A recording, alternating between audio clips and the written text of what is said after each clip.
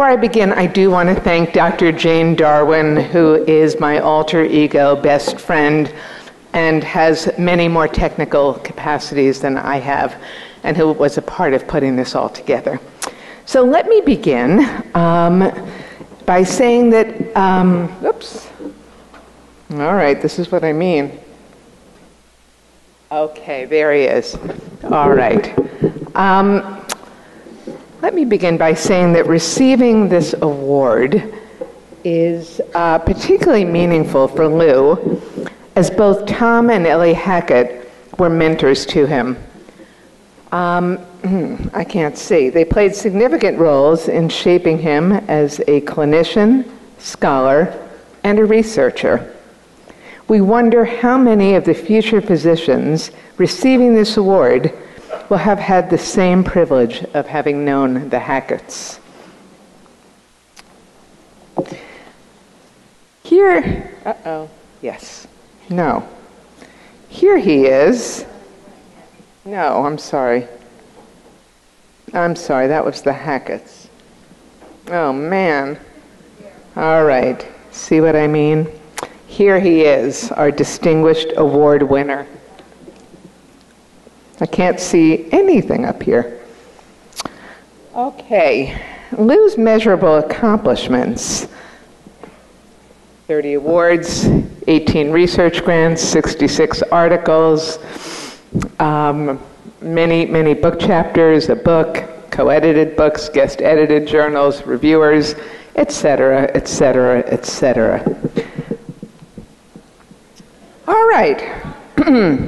You know him as the superhero, psychosomatic man. Now get to know the man who became the myth, with a few other accomplishments along the way. I won't read you them.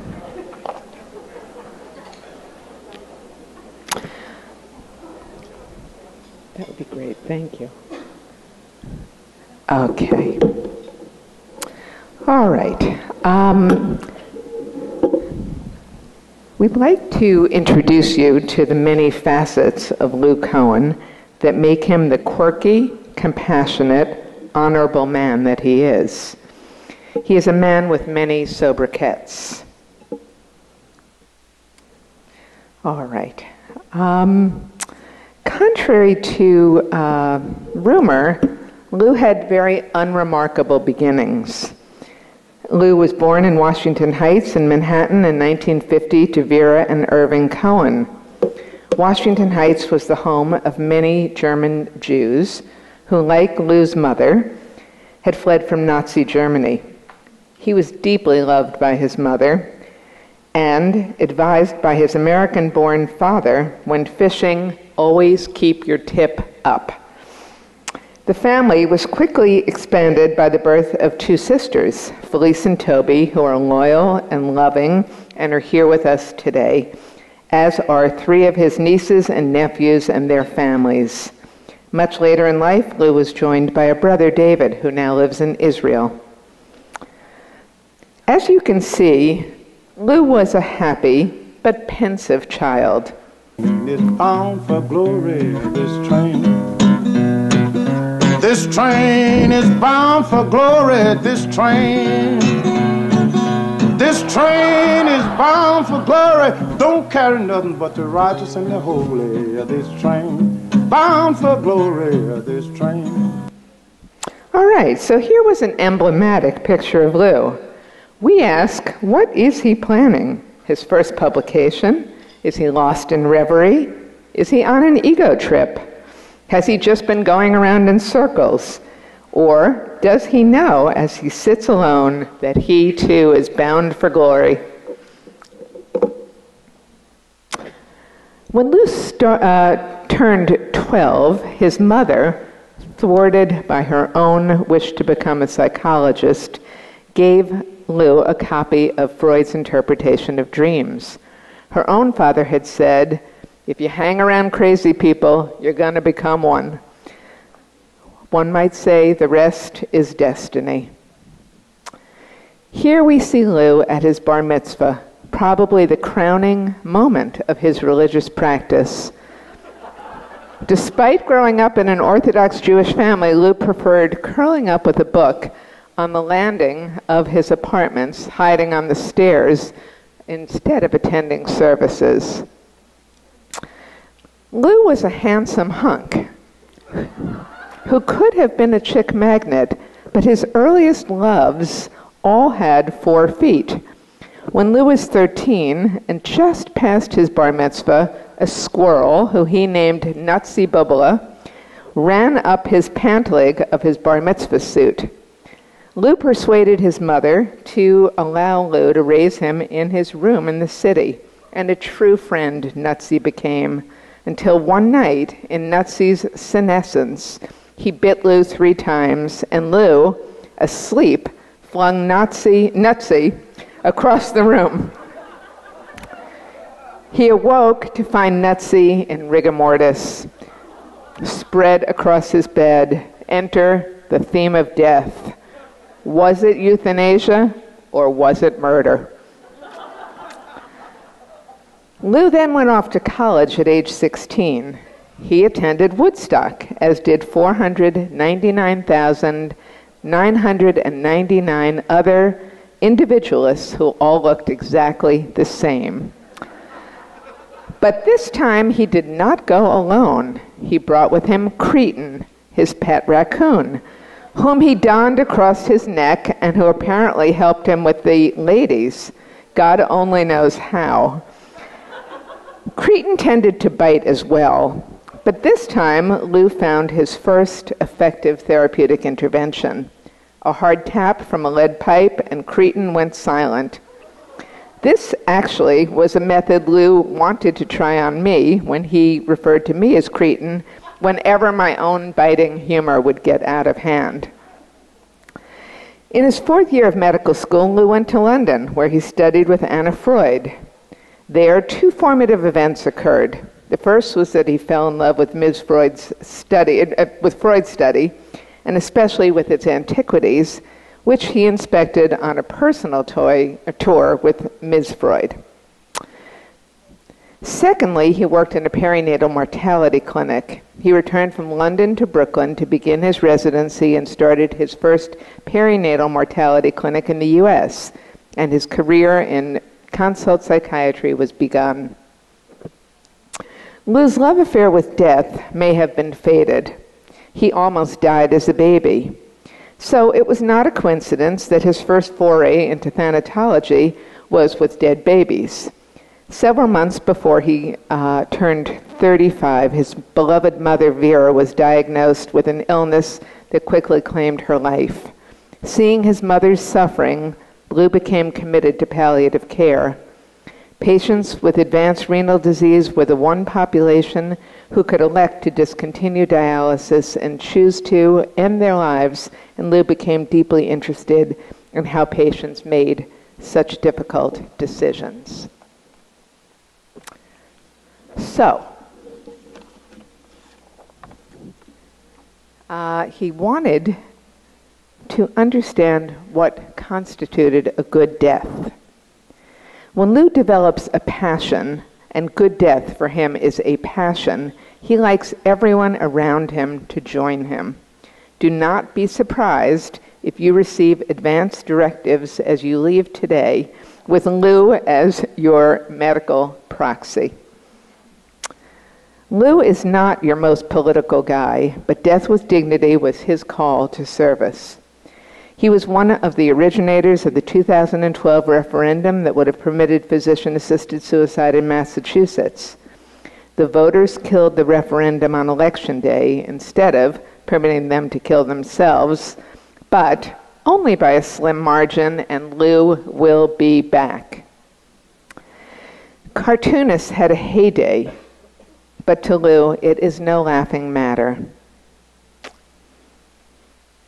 Unlike Jack Kevorkian, who conflated many issues about the right to die, Lou has restored to honor the name Dr. Death.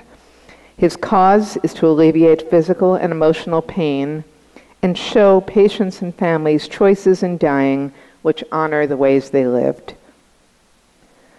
Husband and father are among Lou's favorite titles. He also likes titles that give him money. His 2 sons have cost him a lot of money, but they give him plenty of nachas, the Yiddish word for great pride and joy. Post-residency, Lou moved to Boston to do a fellowship at Tufts New England Medical Center, where he met a young social worker, namely me, after 2 other women had rejected his invitation to a concert. Our relationship was cemented after Lou read a novel to me all night in the emergency room following my having swallowed a chicken bone. We've been together for 38 years. The first house we had was very small and very poorly heated in Weston, Massachusetts. By then, Tom and Ellie Hackett had come into our lives when Lou moved to the Mass General to do a second fellowship. They generously spent so many hours on so many Sunday afternoons in our home, heated again only by a wood stove.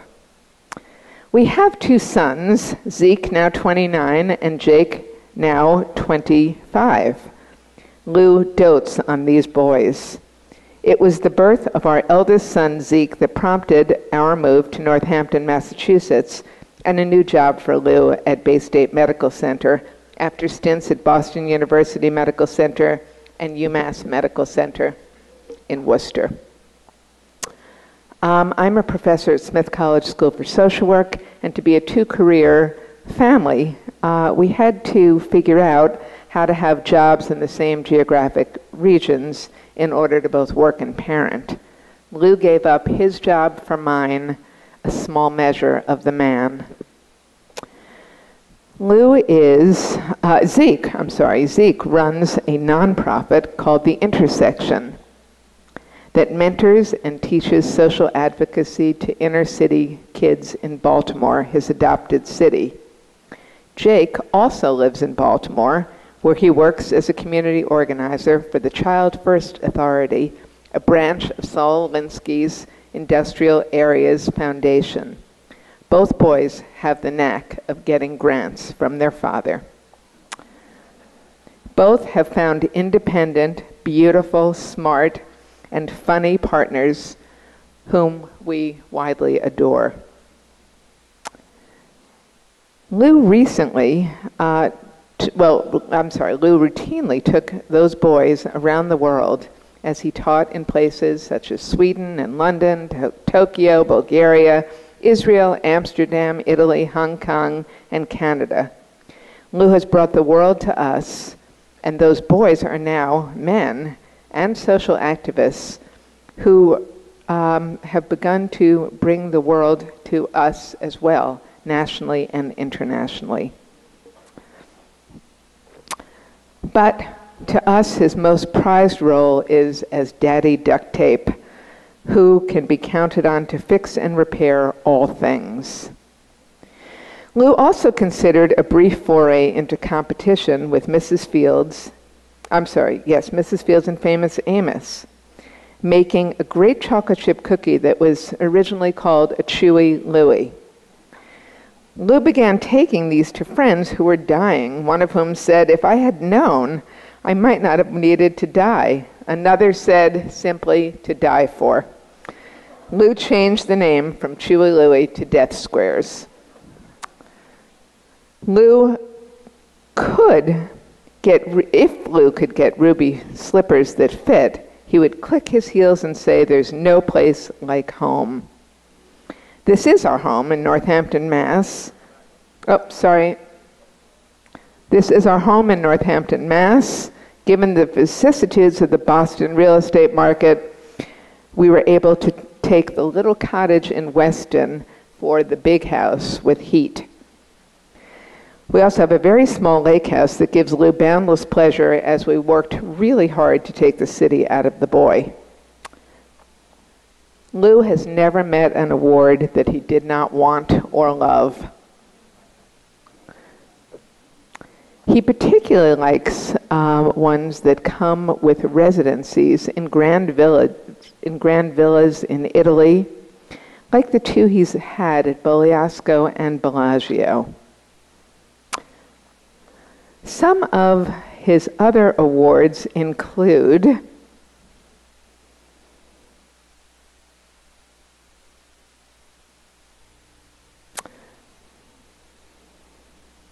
I also want to announce that lightning did strike twice for Lou Cohen, who was just awarded a second fellowship at Bellagio. I immediately forgave him for all the time he had his head in the computer. To quote Jake's girlfriend, Libby, Lou has a strange way of spending time with you guys. He just sits in the house and writes. Another friend who spent a week with us visiting at the beach while all of us were writing grants said, "What's with these people? Do they even know they're on vacation?" Lou is a collector of many things. While we were at the Caesarean birth of Jake, Lou had a friend bidding at an auction on a Victorian fence. He would have gone himself, but for my insistence that his presence just might be needed. Yes, Lou literally has a skeleton in his closet. We have antiques in the attic, antiques in the basement, and perhaps antiques in some secret storage spaces somewhere in western Massachusetts. Our house is filled with dresses, which Lou picked up in Israel and Bulgaria. Every wall in this 4-story Victorian is adorned with something arcane, often mortality-related. This house is decorated in a style that we can only call death chic. June, his secretary's comment is spot on. Oops, what happened here? Sorry.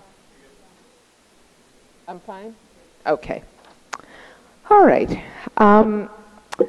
Lou actually returned one day from an auction with a mummy's hand. Thankfully, the rest of the mummy was too expensive. Lou took the mummy's hand to radiology at Bay State, of course, to authenticate it, and indeed, it was the hand of a young Egyptian woman from many centuries ago. But 2 months ago, it looked like he would have to accept this award from the pokey. Lou was surprised to get a call from Homeland Security because they were investigating the mummy's hand. Lou had decided to auction his hand off. 3 feds arrived. While we waited for Lou to be handcuffed to the dock, or at the very least taken away for questioning, Lou so impressed them with his humor and knowledge that they promised that they would work to reunite Lou with his mummy, and left telling Lou that it was actually worth more monetarily than he had ever known. We have demonstrated quirky, but Lou is also creative. For many years, in lieu of birthday cards, we used to give out holiday t-shirts designed by Lou, mostly with items of whatever had stressed the family the most in any particular year. On the left, the year my sister died. On the right, the year that Jake was born. 1998 was a good year with as much success as stress. Then Lou branched out from academic writing to popular press. In 2009, he published No Good Deed, a story of medicine, murder accusations, and the debate over how we die. This September, he published an article in The Atlantic, as well as earlier pieces in Slate and the Huffington Post. Now that Lou has reached the status of valued mentor, I know he wants to pay homage to his other mentors, whose pictures adorn his office. In New York, Lou was mentored by Franz Reichsman and Norman Levy. Norman's interest in the kidney lives on in Lou's interest in renal palliative care. At the Mass General, under the mentorship of Ned Kassem and George Murray, Lou learned to say "mama, mama," and to become a well-trained practitioner scholar. Ellie and Tom Hackett lovingly brought him into their field, imparting the gifts of writing and of living well. This is what Lou's colleagues say about him.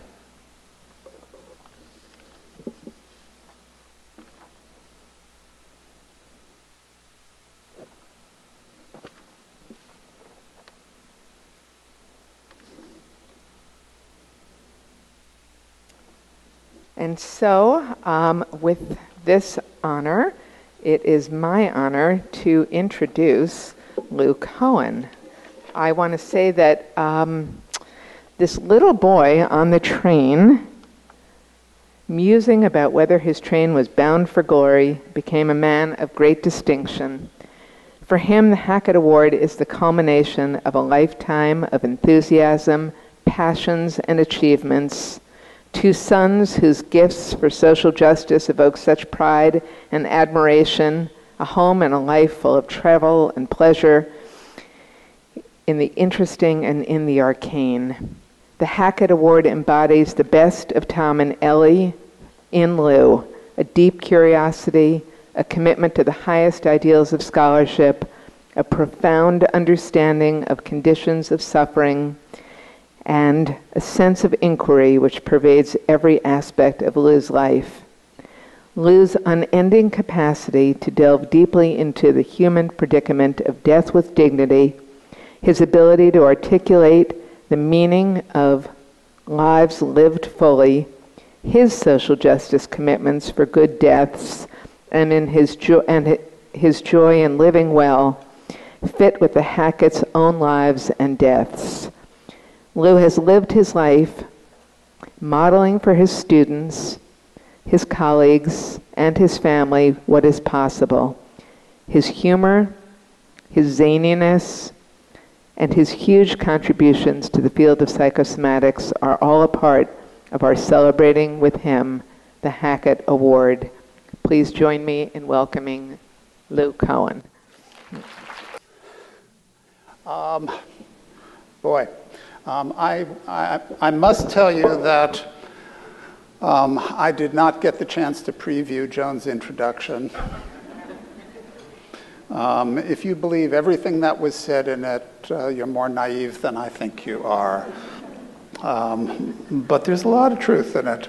And I do appreciate her and Jane for going through my life and pulling that together. They did that in place of Ellie Hackett, and there should be some clickers here. Here we go. Who used to introduce all of the Hackett awardees after Tom died. Let me just run through. I'll have some slides for us.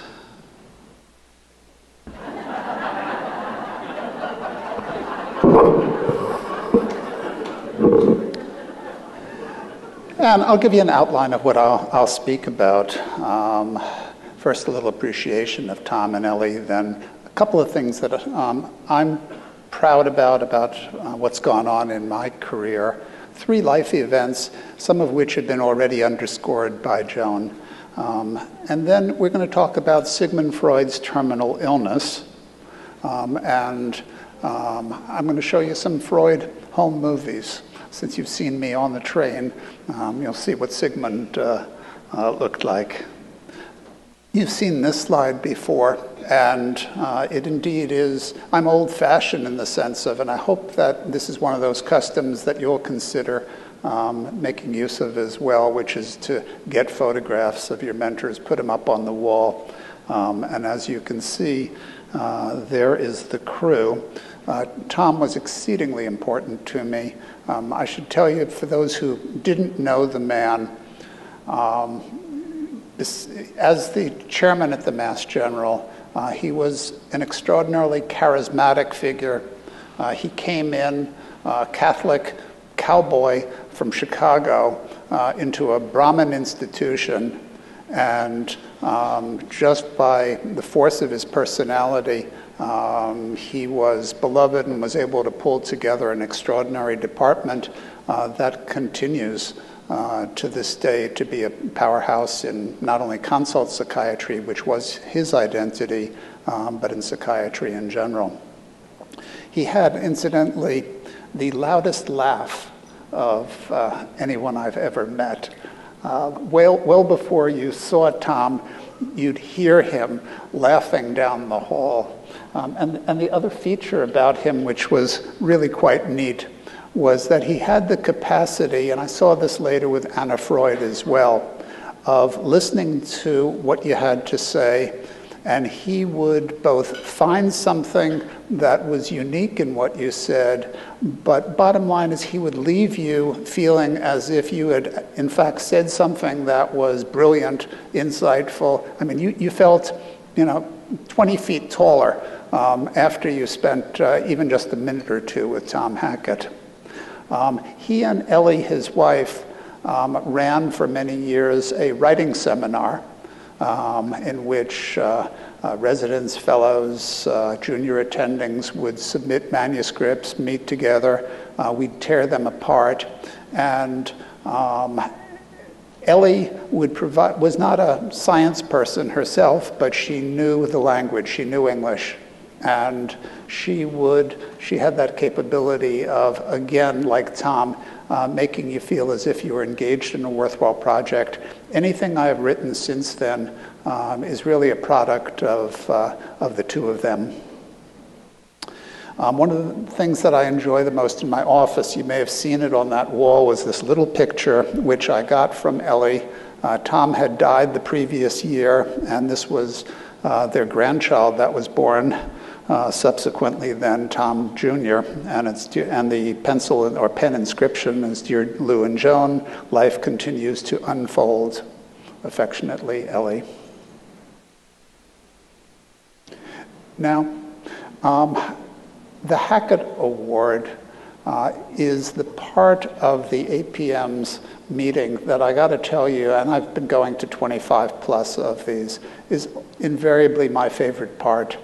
This year may be a little more special than other years, but it has always been an absolute favorite.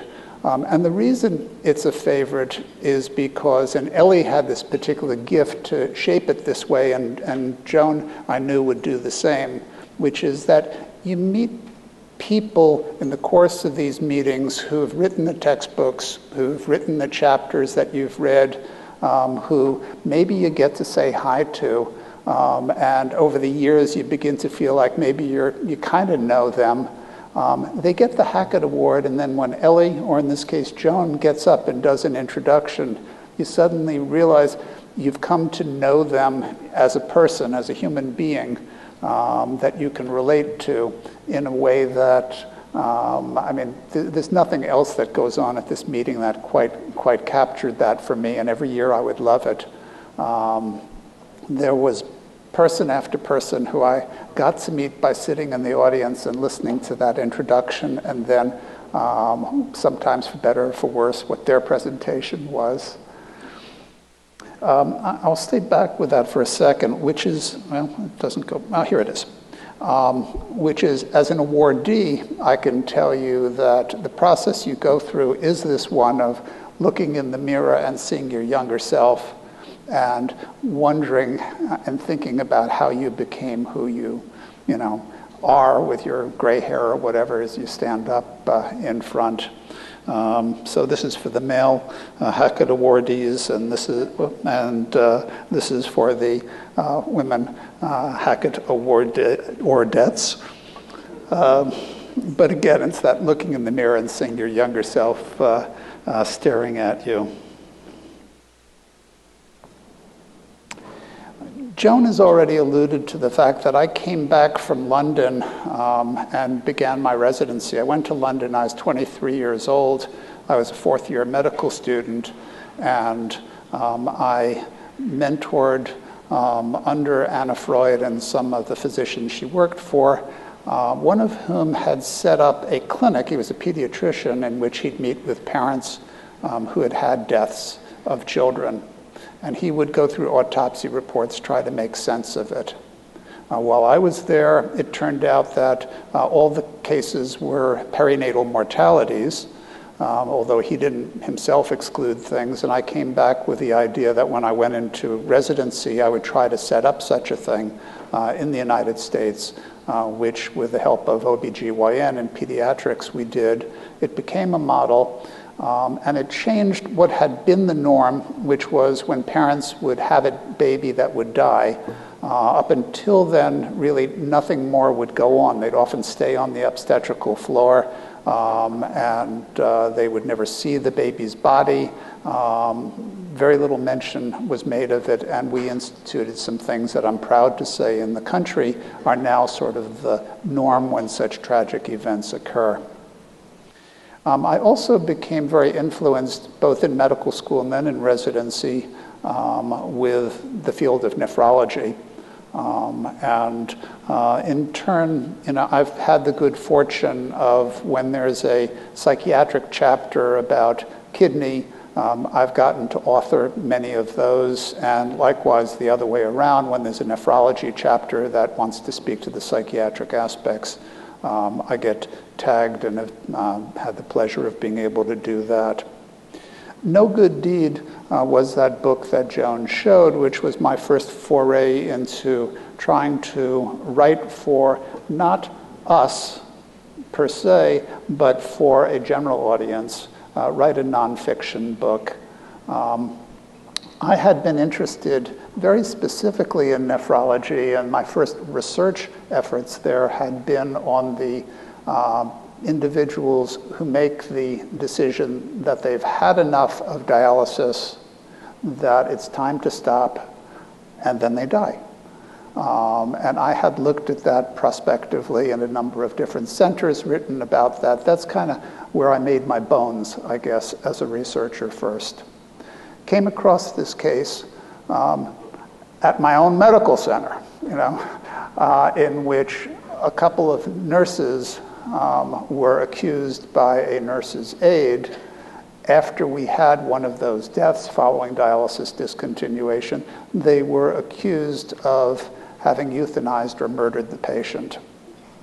And a formal investigation occurred, and it stirred me up enough that I felt this is something I got to make sense of. And what's more, it's something that I want to tell others about beyond the medical world, and so that in fact became this book.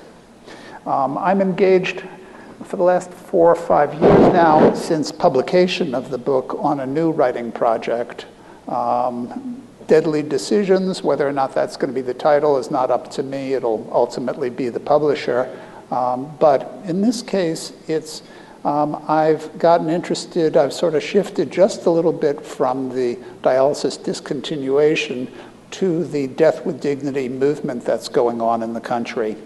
And it's going to be, like the first book, not a tome where I espouse a philosophy per se. You'll be able to determine your own things from it. It's mostly stories, and it's mostly meant to be gripping and to grab the man in the street and sort of bring him along. Brittany Maynard might be sort of an example of somebody whose story has managed to do that just in the past few weeks.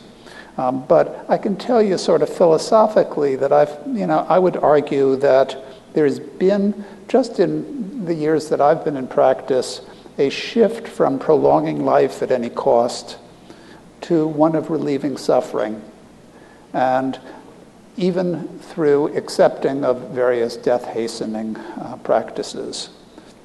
And my own prediction, and what I see going around, not just in the US, but in Western Europe and Australia and so on, is that democratic societies want death with dignity to be offered as one more option, along with things like the withdrawal of life support or withholding, or stopping of artificial feeding, vigorous provisions of analgesics, including palliative sedation.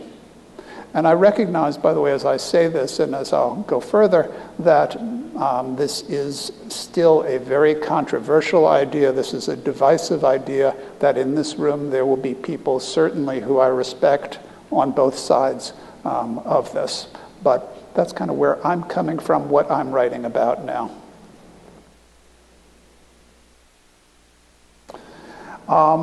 The life events that sort of set me in motion to get interested as I look in that mirror include the fact that when I was 1 year old, I had an intussusception, where the bowel telescopes on itself, you get an obstruction. And in my case, a surgeon was found who went in, cut me open, untelescoped it, saved my life. And really the family lore from that point on was that I would have died, I should have died, except I had this particular surgeon who came in at the moment. I was there at that point in medicine where such a thing could be done, a life could be saved. And I do know that this has affected, be it the event, which of course I don't remember, but the retelling of the story has affected me in that it certainly has fueled my curiosity about end-of-life issues. So that's age one.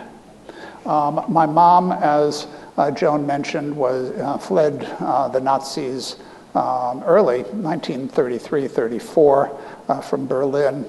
When I was 12 years old, she did indeed hand me a copy of Freud's Interpretation of Dreams. And she said with it, "This is one of my favorite books, and I think you might like it." And she was right. I was wowed by it. And even though I may have had a brief foray in which I thought about becoming a veterinarian, truth is, psychiatry was from that moment on really what I wanted to do.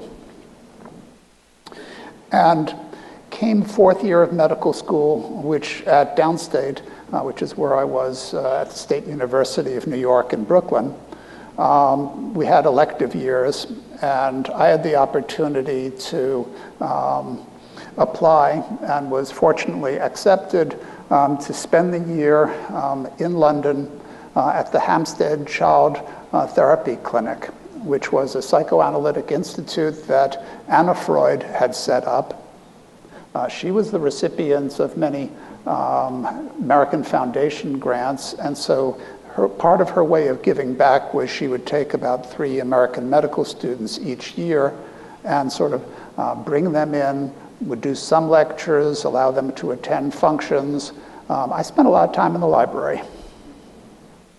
I also, in the process, fell in love with Anna Freud.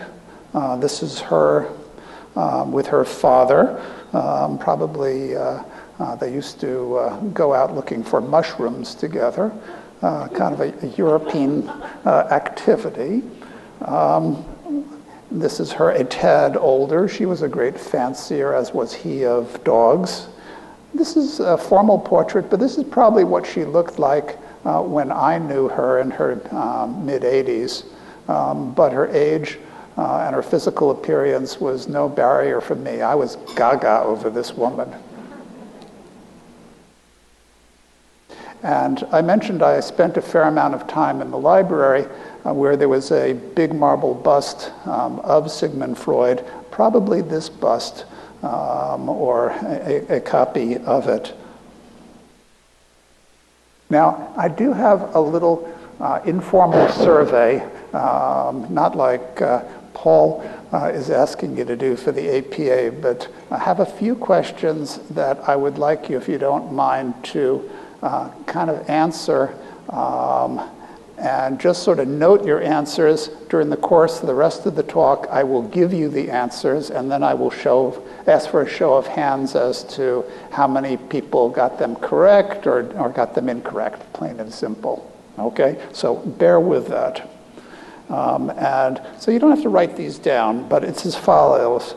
What disease did Freud die from? Okay, so that's question number one. Ask yourself, see what answer you come up with, and I don't know is probably, I suspect, going to be the main answer for a lot of these questions. Name Freud's 2 personal physicians. And lastly, how did he die?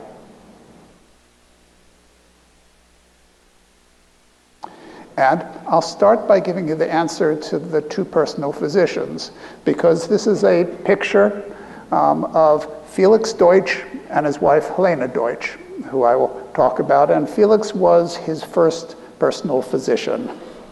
Here's another shot of them, probably also going for mushrooms. And this is the second physician. This is Max Schur. Okay, and you should know that probably more cogently, the story I'm going to now tell you about Freud was just published about a month ago. September 23rd was the 75th anniversary of Freud's death, and I wrote a piece that's in the Atlantic, which I will now tell you about. Okay, so let me just see, do I have that? Okay, so we're going to put these slides aside, and now you got me.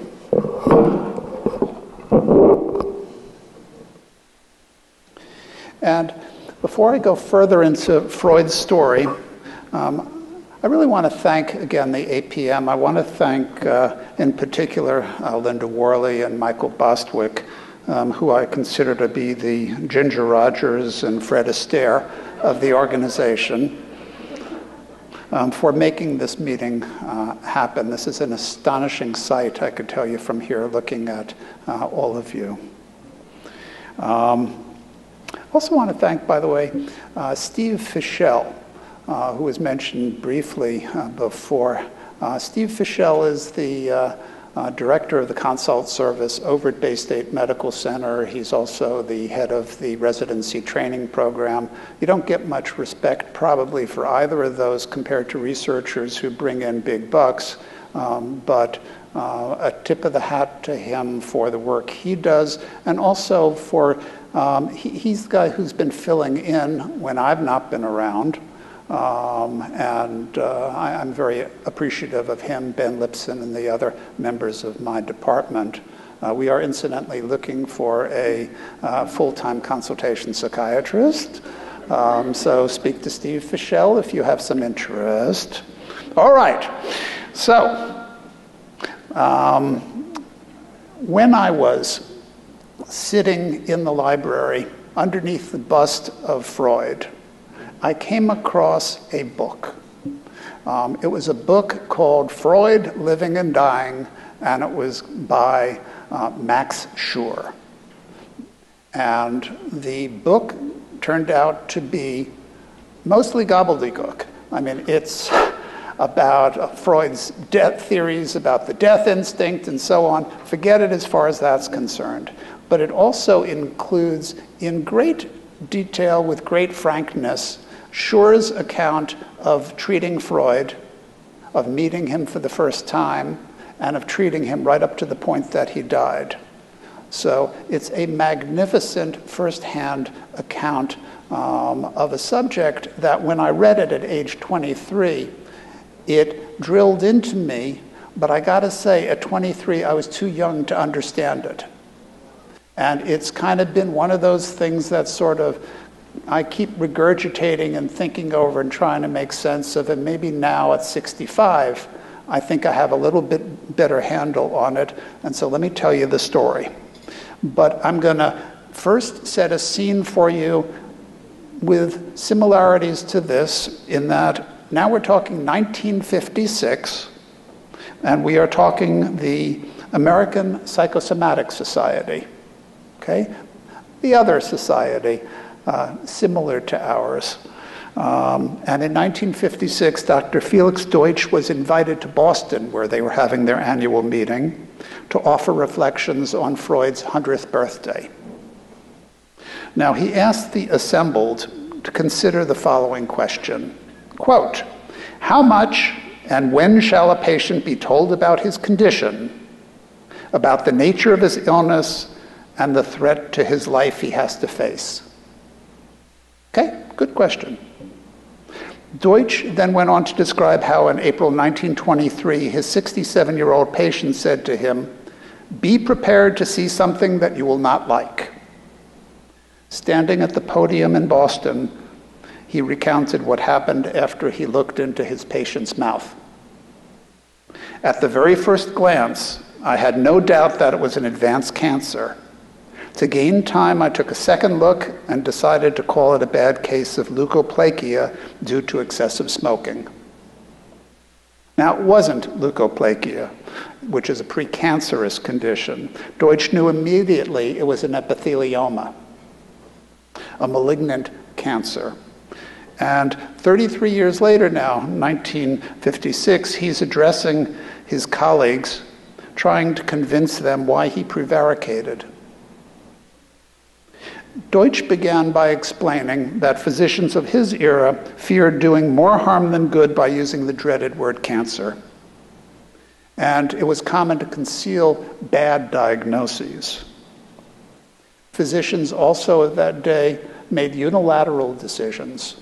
It was not exactly the time of involving the patient, and treatment was sort of dictated by the physician. Now, Deutsch correctly identified the type of cancer, but he incorrectly sized up the man that had the cancer.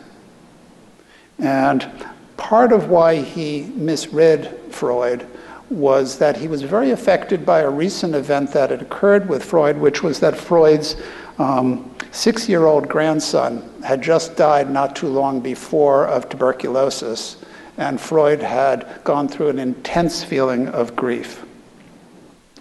And so in some ways he feared what might ensue if he told Freud about his own cancer, and he feared, frankly, he said that he would give Freud a heart attack. Now, Freud had also inquired of Deutsch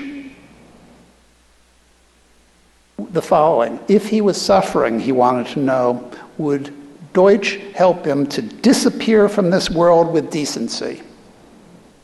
And Deutsch knew that Freud was a great fan of a philosopher of the day who had written in a book called The Duty to Live and the Right to Die, the knowledge of always being free to determine when or whether to give up one's life inspires me with a feeling of a new power and gives me a composure comparable to the consciousness of the soldier on the battlefield.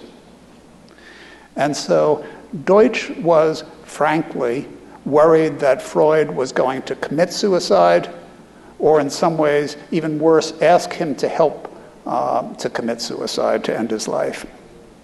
And then a final factor was Freud, and you know all the pictures, and I think we showed one of him with the cigars. He was just a major smoker, and Deutsch did not want to get into hand-to-hand combat trying to get Freud to stop smoking.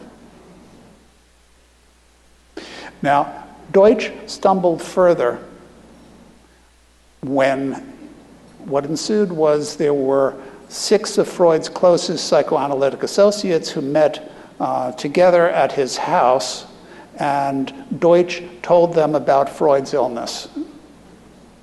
They included Ernest Jones, who wrote about it later, about The Great Secret. And Deutsch swore them to secrecy. They were not to tell Freud as well. Deutsch concluded his speech to the American Psychosomatic Society, and I got to give you a little context here. The man knew that Ernest Jones' definitive 3-volume biography about Freud was going to be finished up. It was going to be published that year. And so he was protecting his reputation because he had a notion that some of this was going to appear in the book. So he concluded, his conclusion was, I believe it paid not to have told him the diagnosis cancer. Did say, Freud, however, did not share this opinion when we talked about it in later years. And that's a gross understatement. I mean, he was soft-pedaling this.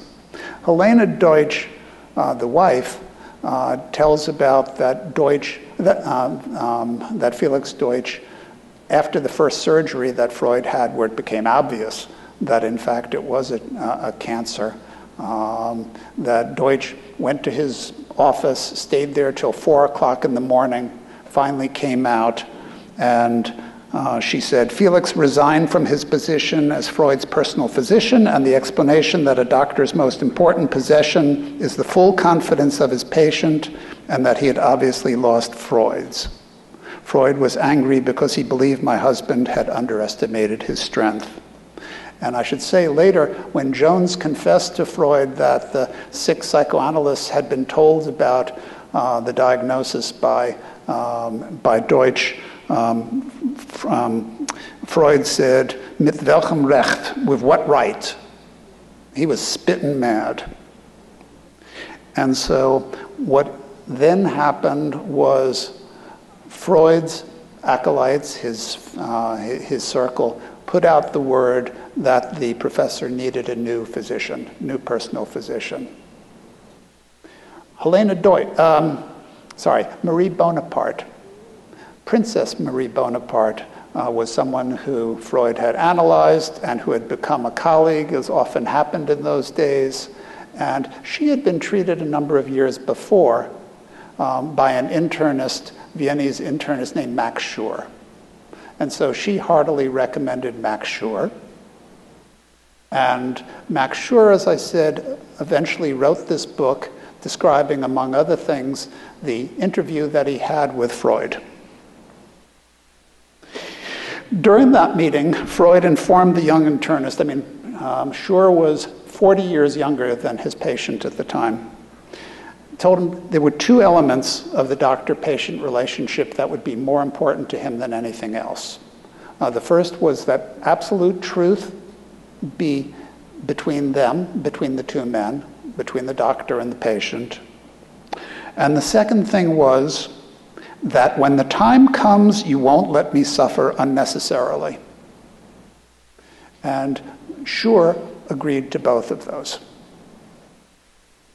Over the next few years, he supervised Freud's medical treatment, arranged various surgeries, and he and Freud spoke often about the international financial depression and the rise of Nazism in Germany. And Freud was absolutely aghast to see what was happening to the home of Goethe and Kant. Shortly after, Hitler came to power in March of 1933, and all the Jewish analysts, including Freud's sons, had to flee Germany or face extermination. And in Vienna, Austria, where he was, people began to worry that the Nazis would take over their country. On May 6th, Schur went to see Freud.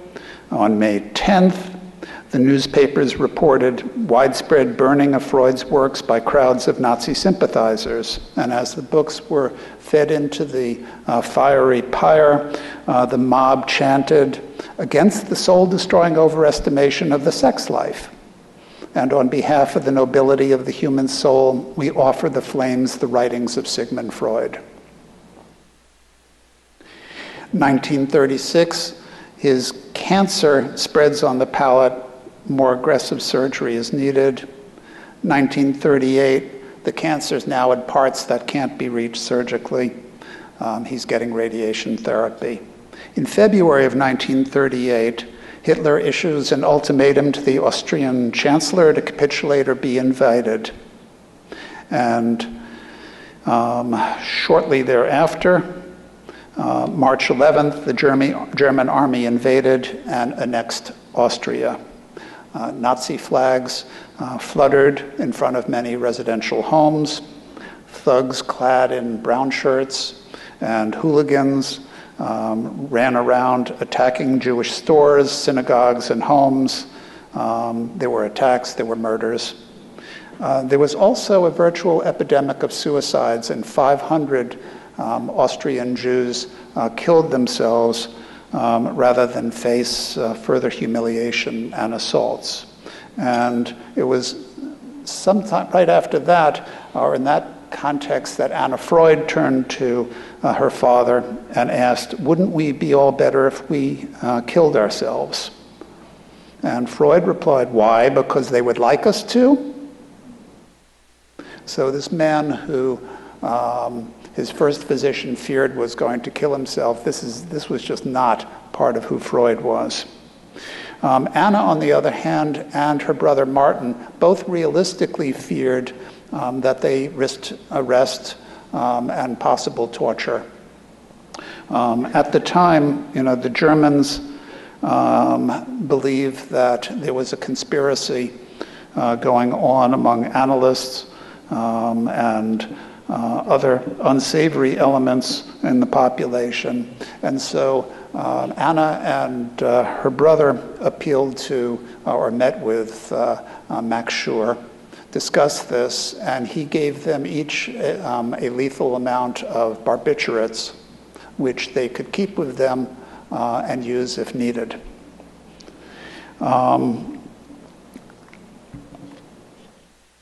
The Gestapo came on a couple of occasions to Freud's home and ransacked it. And on the second occasion, they insisted that Anna Freud join them and come back to headquarters. She was escorted outside to a big black touring car that had 2 heavily armed officers in the front and 2 in the back. And Martin, her brother, recalled, far from showing fear or even much interest, she sat in the car as a woman might sit in a taxi on her way to enjoy a shopping expedition. Concealed in her clothes were the barbiturates that Dr. Schur had given her. They drove away at noon, and for the next 6 and 7 hours, Schur stayed with Freud. The 2 men marched back and forth, the anxious father smoking cigar after cigar after cigar. Finally, knock on the door, Anna Freud arrives, safe. Freud takes one look, ensures that she's okay, and declares, after having been resistant to this for years now, says, we must leave. He came up with a list of 16 people, and again, Princess Marie Bonaparte and others who were supporters and who had influence, and in her case, the money to pay a significant ransom, arranged for the Freud party, which included Max Schur, his wife, and his 2 children, to be allowed to leave Nazi Austria and to immigrate to the UK. They arrived safely in London. Freud at this point, old, sick. Schur, allowed to work as his physician, even though he hadn't passed the British medical certificate stuff, but they were cutting some slack. Freud underwent radiation therapy, more surgical evaluations, continued to see a few analytic patients. And this is despite the fact that his cancer, which years already before had caused him to be deaf in one ear, and he had shifted, by the way, the couch around so that he could hear out of the good ear. But now the cancer, the necrotic bone, the smell of it was so bad that Freud's pet dog, Lune, would not stay in the same room as him, but in fact would howl until he was allowed out. Anna nursed her father constantly. He required all through the night infusions of local anesthetics so he could be able to get some sleep. He was confined to bed at that point, entirely dependent on her. Schur had picked up and moved into the house and was on tap 24 hours. Over the span, just to summarize this, of 16 years from the time that Felix Deutsch had diagnosed or given an erroneous diagnosis of Freud's cancer to the time that I'm talking about now, Freud had undergone 30 some operations, several courses of radiation therapy. He had most of the inside of his mouth removed, had a prosthetic-like device that made eating difficult, made speech for this man who words were so important. He was pretty much unintelligible the last part of his life. It didn't stop him, by the way, from having his analysis continue, and he did see a few patients right up till, I think, about 4 months before September 21st. And according to Schur's first-hand account, Freud reached out to him on that day and grasped him by the hand and said, "My dear Schur, you certainly remember our first talk. You promised me then not to forsake me when my time comes. Now it's nothing but torture and makes no sense anymore." Schur told him that he had not forgotten, and in his book he wrote, Freud sighed with relief, held my hand for a moment longer, and said, "I thank you." And after a moment of hesitation, he added, "Tell Anna about this." And all this was said without a trace of emotionality or self-pity and with full consciousness of reality. Schur continued, "I informed Anna of our conversation as Freud had asked. She reluctantly agreed, thankful her father had remained lucid and able to make this final decision. When he was again in agony, I gave him a hypodermic," this is what Schur said, "of 2 centigrams of morphine, which is about 15 to 25 milligrams of morphine, not a big dose. He soon felt relief and he fell into a peaceful sleep. The expression of pain and suffering was gone, and I repeated this dose about 12 hours later. Freud was obviously so close to the end of his reserves that he lapsed into a coma and did not wake up again." So Freud died peacefully in his sleep at 3 o'clock in the morning, September 23rd, 1939. And 3 days later, his body was cremated. His ashes were placed in a beautiful ancient Greek urn that Marie Bonaparte had given him and which had sat in his study. And he bequeathed to Schur his pocket watch, which in turn has been passed along to all of Schur's family, starting with Peter Schur, who is an 81-year-old professor of rheumatology at the Brigham, now in Boston, and who was gracious enough to give me a lot of the information to fill in some of what I'm telling you now. And Peter, of course, will pass Freud's watch along to his children and their children on in perpetuity. To fill you in just a little bit now with what happened to the doctors. Max and Helena Deutsch both immigrated to America. They arrived in the Boston area, where they became training analysts at the Boston Psychoanalytic Society and Institute. Max died in 1964. Max Schur. So I'm sorry, that was Deutsch. Okay, so they came over. They were in Boston. Schur came over, went to New York, established first a private internal medicine practice, and then also, along with his wife, became psychoanalysts and were training analysts. In their case, the New York Psychoanalytic Society, and actually at my place at Downstate, the State University of New York Psychoanalytic Program in Brooklyn. I did not meet him.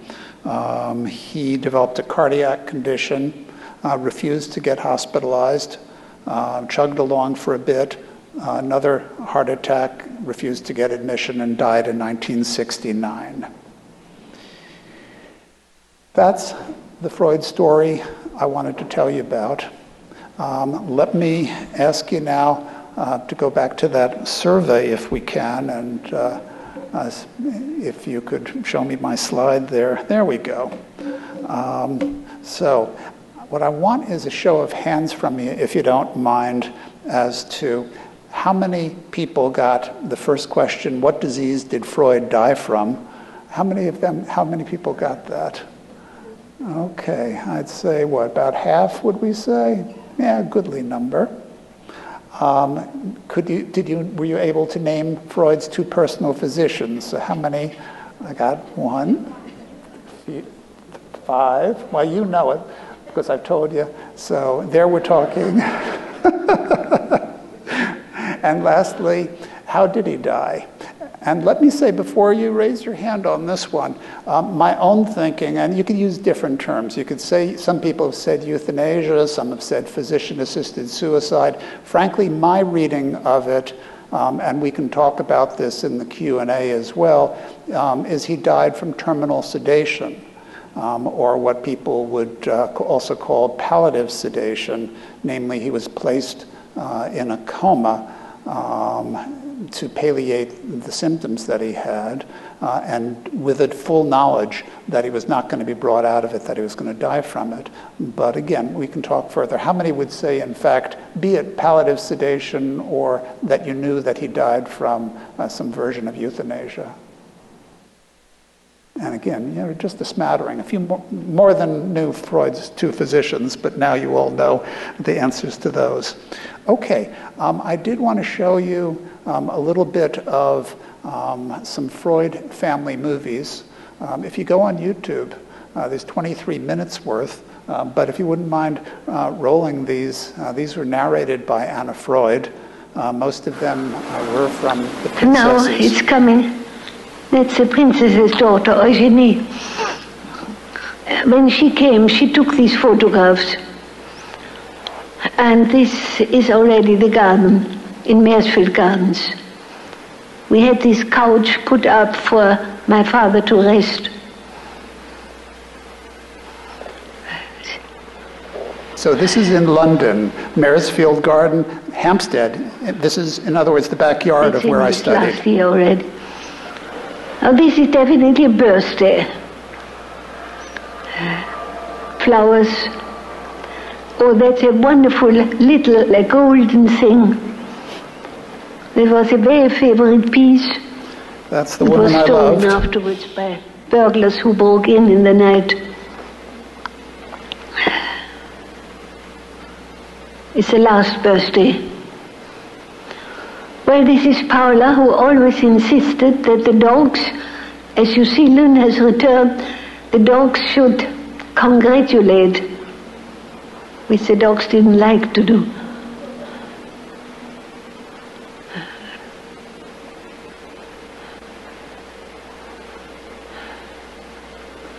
The birthday table again.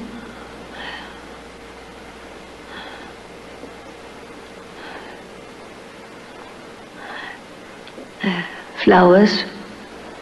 My brother Ernst, his wife Lucy.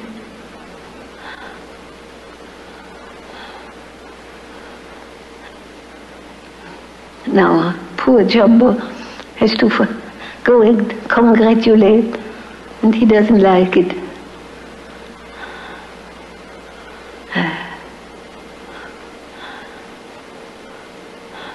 My brother Martin.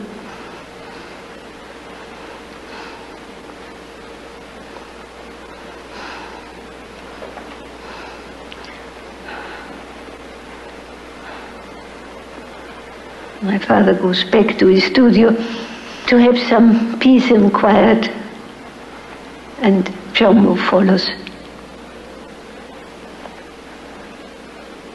That's the images I wanted to leave you with.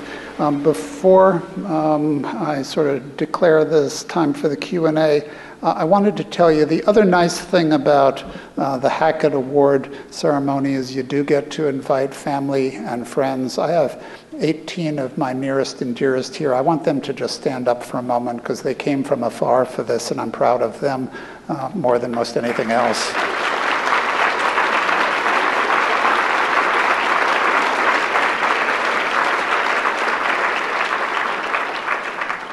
Thank you. We do have some time for some questions. I think it'll have to take the form of people shouting it out, and I'll repeat it from here. Oh, you.